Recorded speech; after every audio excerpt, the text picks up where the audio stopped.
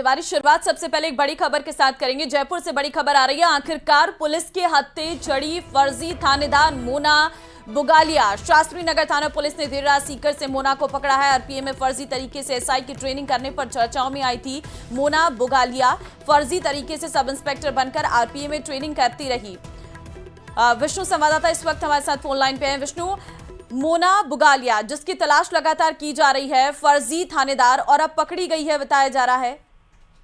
देखिए, बिल्कुल मोना बुगालिया उर्फ मूली, ये एक बड़ा नाम था राजस्थान पुलिस में, जो कि फर्जी तरीके से सब इंस्पेक्टर बनकर के राजस्थान पुलिस अकादमी में ट्रेनिंग कर रही थी।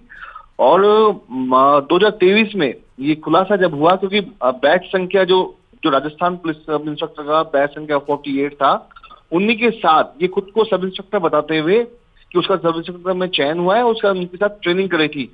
लेकिन जब वो साथी सब इंस्पेक्टर्स को शक हुआ मोना पर, तो उन्होंने इसकी जानकारी अधिकारियों को दी, जिसके बाद खुलासा हुआ कि मोना का चयन सब इंस्पेक्टर के लिए नहीं हुआ, वो फर्जी तरीके से आरपीएफ में रुक करके, ठहर करके और ट्रेनिंग कर रही है। तो ऐसे में मोना के खिलाफ मुकदमा दर्ज हुआ शास्त्री नगर थाने में। करीब 2 साल से उसकी तलाश थी।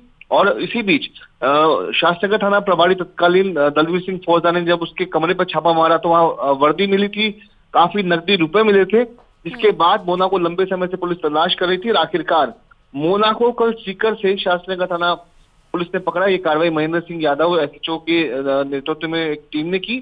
तो फिलहाल मोना को सीकर से जयपुर लाकर के पूछताछ की जा रही है और उसके बाद उसे गिरफ्तार कर लिया जाएगा, ऐसी जानकारी है। लेकिन मोना बहुत लंबे समय से उसकी तलाश पुलिस को थी। जी ठीक है विष्णु, किस तरीके से ये साइलेंट ऑपरेशन चलाया गया, जिस तरीके से मोना पकड़ी गई है, वो भी सीकर से पकड़ा गया है उसे? देखिए, मैं आपको बताऊं कि मोना जो थी वो उसके एक ही कई और भी कारनामे सामने आ चुके हैं, जबकि सब इंस्पेक्टर फर्जी तरीके से सब इंस्पेक्टर बनने की ट्रेनिंग जो कहानी उसके सामने, उसके बाद ये भी मालूम चला कि और भी लोगों को धमकाती है, अपना धौंस जमाती है लोगों को। तो ऐसे में कई सारे मामले भी और परतें खुलने बाकी है। फिलहाल पुलिस उससे पूछताछ कर रही है। जी ठीक है विष्णु, धन्यवाद आपका तमाम जानकारी देने के लिए। तो बड़ी खबर यह है कि मोना बुगालिया जिसकी तलाश लगातार पुलिस को थी, जो सीकर में फरारी काट रही थी, उसे गिरफ्तार कर लिया गया है।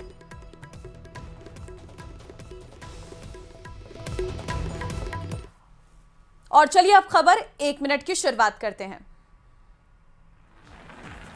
जालौर जिले में मूसलाधार बारिश का असर सुंधा माता मंदिर परिसर में भी देखने को मिला। अल सुबह से तेज बारिश के चलते मंदिर के आसपास बहने वाले झरनों का जलस्तर तेजी से बढ़ गया और नदियों की तरह उफनने लगे। परिसर में बहता पानी इतना तेज था कि अगर कोई श्रद्धालु या आम नागरिक उसमें आता तो बह जाने का भी खतरा बना हुआ है। स्थिति की गंभीरता को देखते हुए सुंधा माता व्यवस्थापन समिति ने श्रद्धालुओं को अपील करनी पड़ी कि बहते पानी में न उतरें, जहां है वहीं ठहरे, किसी भी हालात में आगे न बढ़ें, अफवाहों से बचें और शांति बनाए रखें।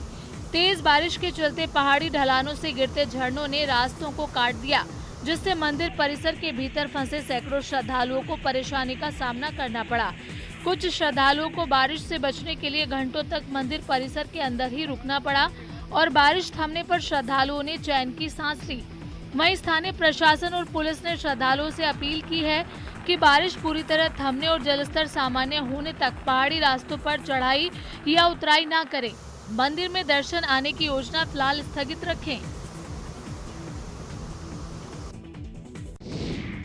इंसान को जीते जी चाहे सुख मिले या ना मिले, लेकिन मरने के बाद तो इस संसार से नाता खत्म हो जाएगा और पुण्य आत्मा को मोक्ष मिल जाएगा।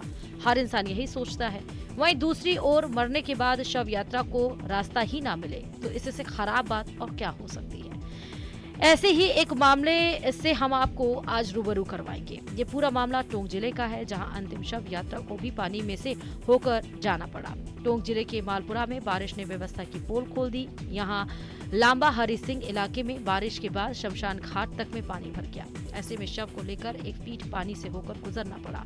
शमशान घाट में भी पानी भरा होने से अंतिम संस्कार भी खुले में किया। पूरा मामला झारडी ग्राम पंचायत के लामिया जुनारदार गांव का है। करीब 1100 लोगों की आबादी वाले गांव में समस्याओं की भरमार है। जनप्रतिनिधियों से लेकर अधिकारियों को समस्या अवगत कराई, लेकिन अभी तक कोई सुविधा नहीं मिली।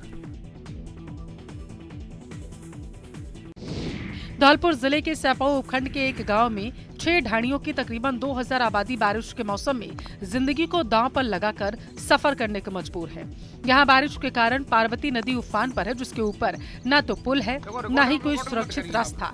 ऐसे में ग्रामीण ट्यूब को चारपाई के नीचे बांधकर उसे नाव की तरह इस्तेमाल करते हैं और बच्चों से लेकर बुजुर्ग तक इसी तरह निकटतम कस्बे तसीमा पहुंचते हैं। स्कूल जाने वाले बच्चे, बीमारों को भी बताया जा रहा है अस्पताल ले जाने वाले परिजन, रोजमर्रा की जरूरतों के लिए बाजार जाने वाले ग्रामीण सभी अपनी जान जोखिम में डालकर यह खतरनाक नदी पार कर रहे हैं।